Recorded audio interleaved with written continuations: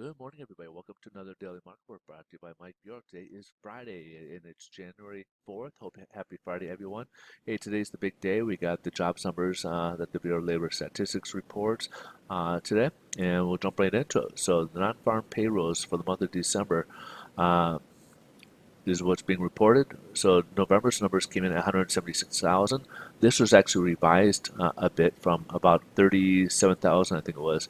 Uh, but total, if you look at October and November, it was increased, revised higher for October, November. Combined was 58,000 new new payrolls here. Forecast for December called for 182,000, and look at this, 312,000 uh, added payrolls here. So fantastic number right there. And the markets, as you'll see coming up, is taking off as a result of that news. However, we got the unemployment rate going from 3.7% in November, forecast calling for 3.6, and it actually went upwards to 3.9. Now, to look deeper into this number here, we had a job creations around 140,000, a little bit more, but to round off about 140,000 were job created.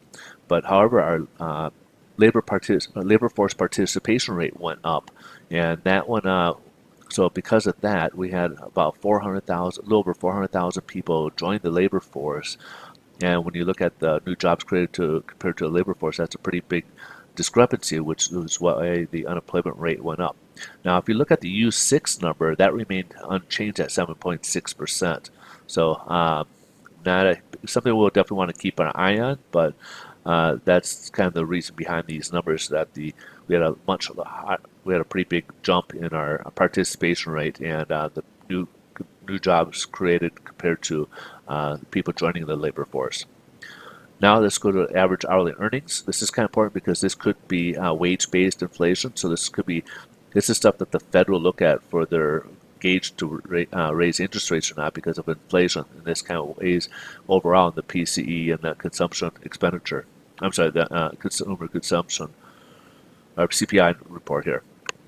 So in November we had a it was 3.1 year over year, but increase of 2.2%. Forecast was calling for 0.3% in December, and it went up 0.4%. The year over year increase from 3.1 to 3.2% average earnings. So it did rise a little bit. So again, something we want to keep an eye on. And the whole concern with the investors were the Fed raising rates, and with this new information, with the great jobs numbers, uh, our average hourly earnings going up, it might ease concerns of what the investors were thinking that maybe the Fed was on the right trail after all. So the sentiment may change in this. So keep an eye. We'll definitely keep an eye on that, the sentiment of the market, and compared to what the Fed is doing. Last but not least, we got the market services PMI. So as you can see, the services industry improved. It went from 53.4 in November to 54.4 in the December range here. So good numbers overall. Stock market, as I mentioned, was up. The Dow so far was up over 600 so far this morning. So it's taken off after a big sell-off yesterday.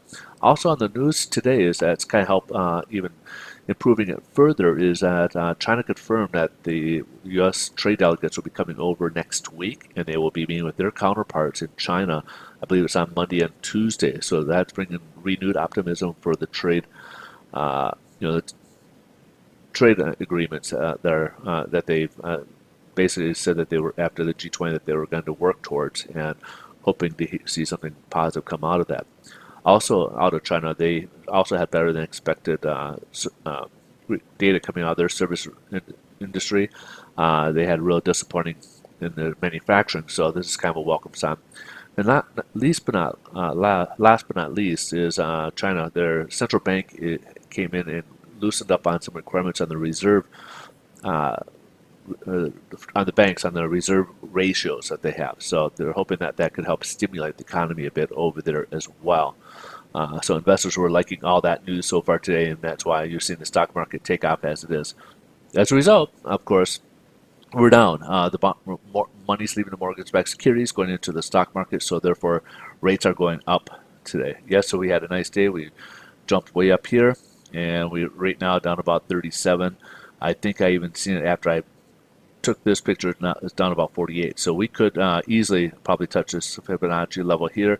I don't know if we'll break below it, but it's very possible that we could be, putting some pressure on this by end of the day here. All right, so be careful.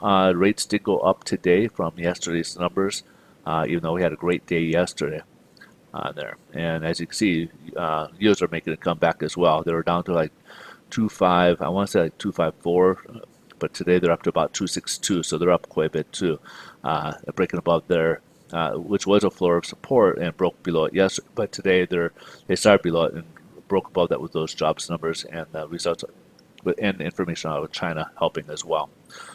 All right, folks, we'll wrap this up for the day. I hope you guys have a great weekend, and anything else I'll post on Twitter here at Mike Bjork. You can follow me there. You guys have a great rest of your day. Thanks for watching. See you Monday. Bye.